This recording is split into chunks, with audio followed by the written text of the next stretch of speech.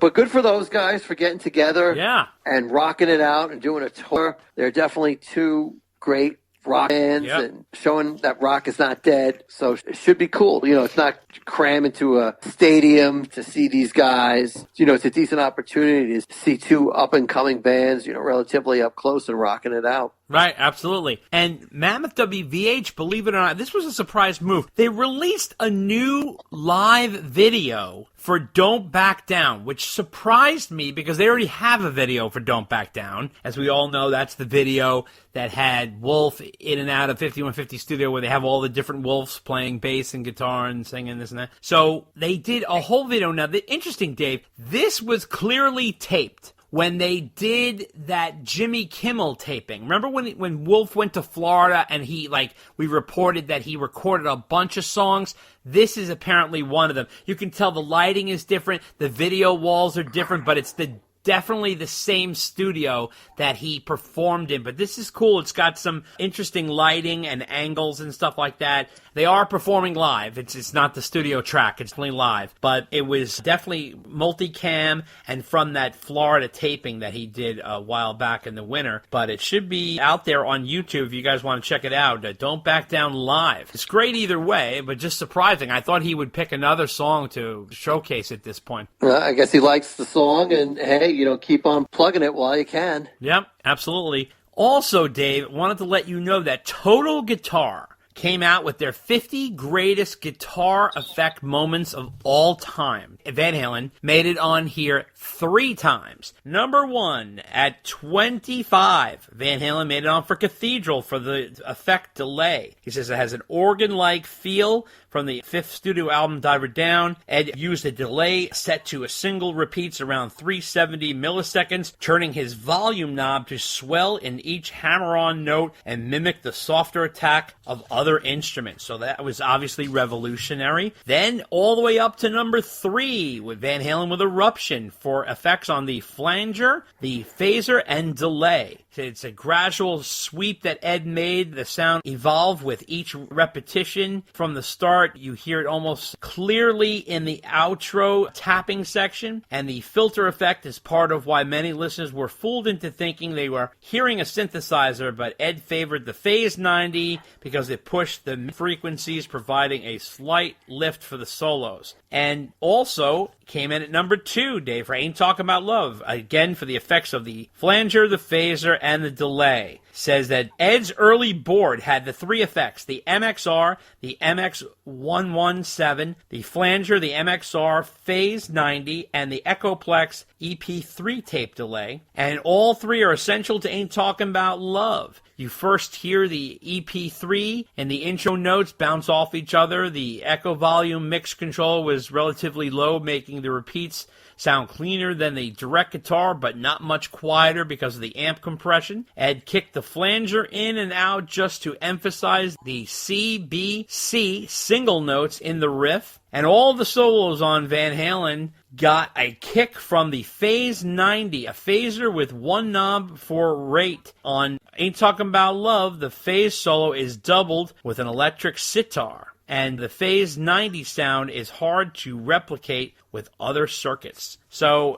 guess who was at number 1, Dave? Do you know who was at number 1? No, I was going to ask you that, actually. Of course, it was Jimi Hendrix with Voodoo Child for his effect on the wah pedal. And just to let everybody know, our friend Joe Satriani, number 32 with Surfing with an Alien for the wah effect. Number 37, Steve Vai for Bad Horsey for the wah effect. Other notables, number 10 was Prince at Purple Rain for the chorus effect. Number 9, Dire Straits' Money for Nothing with the distortion filter effect. Number 8, Nirvana, Come As You Are for the chorus effect. The Rolling Stones came in at number 7 for I Can't Get No Satisfaction with the fuzz. Number 6 was Rage Against the Machine, Killing in the Name with the whammy effect. Jimi Hendrix came in with Purple Haze for the octave fuzz on number 5. And then we had U2 where The Streets Have No Name for the delay effect on coming in at number 4. So, no, I'm happy to see the Edge getting some love there because he usually doesn't show up on those lists. Well, the guitar lists he typically does. I feel like he doesn't get enough respect as a guitarist. Well, maybe now he does. Yeah, but... now, well, what you know how it is. Also want to let all our listeners know that the new Sunset Sound podcast, or I should say video cast, it's more of a video cast, on YouTube. You got to check it out. Because our buddy Niels Lozauer, the greatest rock and roll photographer, who has shot Van Halen more than anybody, has the most classic Van Halen shots ever, for sure. Check him out on this. Neil is so charismatic. Now, you guys have heard Neil on our podcast. We have an episode, it was a couple episodes ago,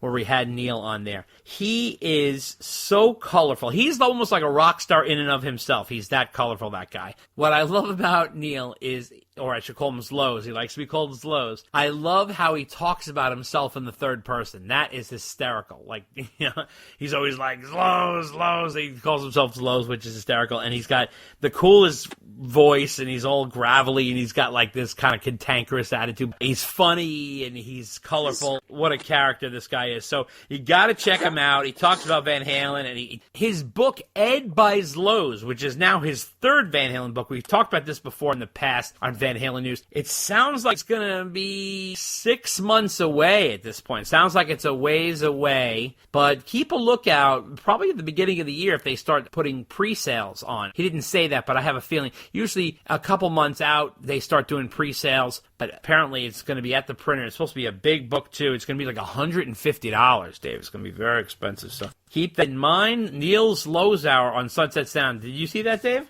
I did. Well, I saw a bit of it. I haven't watched the whole thing. Okay. But yeah, he's never wanting for charisma. That's for sure. That's true. That's true. Now, we talked on the last Van Halen news, Mitch Malloy, who did his Van Halen Experience back in October. We talked about that on the last podcast. But since we last had our podcast, Mitch has released 2 professionally shot multicam videos of the performances. You want to check those out. They're on YouTube right now. And one is for Hot for Teachers, the whole song. So, and it's professionally shot, multicam, Chrisabel sound. Definitely check that out. And also Drop Dead Legs, Dave. He does Drop Dead Legs, which is a nice deep cut. And here's a clip. Drop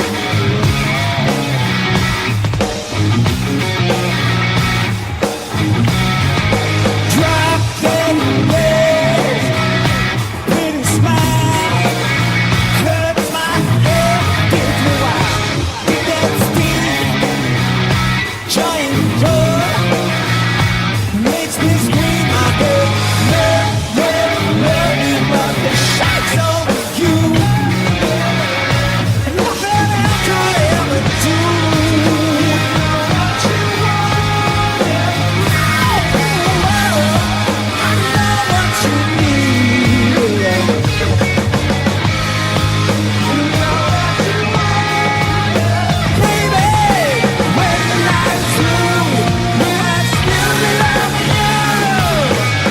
So it's curious to see how he's dropping these, and I'm wondering if he's going to release the whole show somehow. What do you think? That'd be nice. I don't know. I think he's trying to gauge how much interest there is. That's why I think he's dropping onesies and twosies here and there. Yeah, maybe. See what kind of interest is there before he goes all in and releases the whole show. Right. So now we all have heard how Eric Clapton has lost his mind with all his politically charged comments. But one comment that he made, which was sort of disheartening, was the way he talked about Eddie, which is really kind of strange. Back when Eddie in 1983 did the Starfleet project with Brian May, they did a song, which is the best one on the EP, called Blues Breaker. And they wrote in the album dedicated to EC, Eric Clapton, of course, right? And that came out in October of 83, and they sent a copy to Clapton, hoping he'd be pleased with their work, but apparently he wasn't, Dave. He said, this is directly from Clapton. One side was kind of a fusion thing, really very interesting, great to listen to, and the other side was a blues jam, he told Musician Magazine. This is a while back, but we're just highlighting this. It was so horrible, and they dedicated it to me. They sent me a copy, and I put it on expecting something, and you know, I was almost insulted that they should send this to me, because they both can't play. They took turns playing solos and just went head at it with everything they knew. And there was no dynamics, no build-up, no sensitivity. I was very disappointed.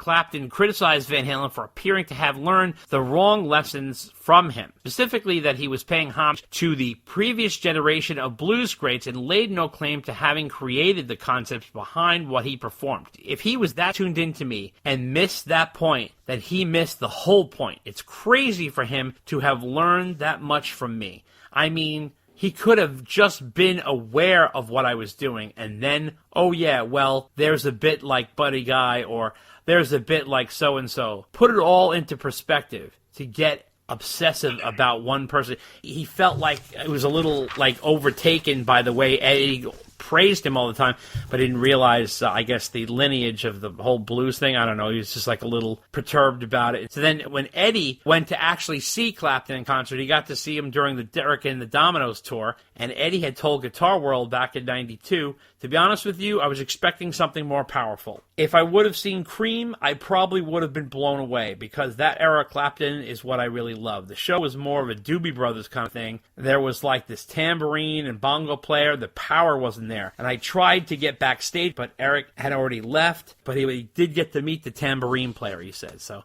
isn't that kind of weird, the way Clapton was ripping into him? I just can't take anything he says seriously. I mean, the guy's entitled to his opinion. Right.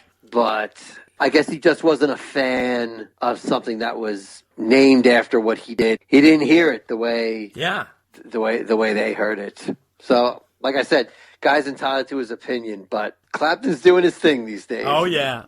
So some people just are not agreeing with that. And interestingly, even magazines like Rolling Stone, who would worship at Clapton's feet, are throwing him under the bus now. Mm-hmm. Not only with his stance on COVID, but now they're resurrecting his, racist comments from back in the 70s. Oh, boy. I'm certainly not condoning that. Right. But come on now. He has never denied it. He's admitted he was drunk as a skunk. Yeah. When he said those things live in concert. I'm like, are we really going to hold somebody accountable for something they said years and years ago?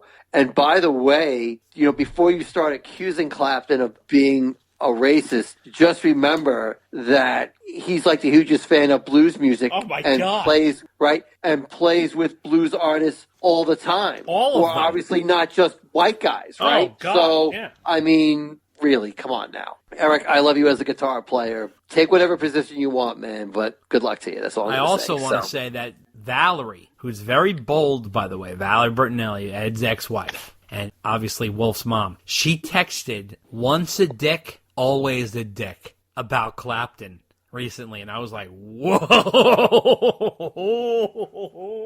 So I was like, all right. Yeah, because apparently, he wasn't too nice to Eddie back in the day. No, so not at all. Yeah. She still feels does not have a high opinion of it. Exactly. Also want to let everybody know that if you are getting into the spirit of things for the holiday season, there are Van Halen ugly Christmas sweaters if you guys are interested. They're not too expensive, $38.99, and they're available at OTAK Up Plan. So it's at OTAKUPLAN.com /Van Halen rock band 3D print ugly Christmas sweatshirt.html. So interesting. You guys should check this out. It sort of has a photo of them from I guess it's probably 80, 81 era kind of thing. And it's got the Van Halen logo sewn in there in sort of the Christmas sort of font with reindeers and stuff. It's cute if you guys are into stuff like that. So you going to get yourself one of those, Dave? A nice ugly sweater with Van Halen on it? No, I think I will pass on. Okay. So let's ask you this, Dave. Who do you think is the richest member of Van Halen? If you were to guess, Eddie and Alex and Mike and Sam and Dave and Gary and Wolf. If you were to guess, who's worth what? And Eddie's dead, but there's still a value on his estate. Because you're a numbers man. What kind of worth would you put on these guys? Start with Eddie. I could tell you the one worth the most is Sam. Okay. Easily. Okay. By a country mile. What do you think he's worth? What I think Sam's worth? Yeah. Oh, God. Well, let's see. So I'm going to say $200 million. Okay, you were close. 150. I still think that's low for him. He definitely is the highest. And who do you think's underneath him? I'm going to say Ed.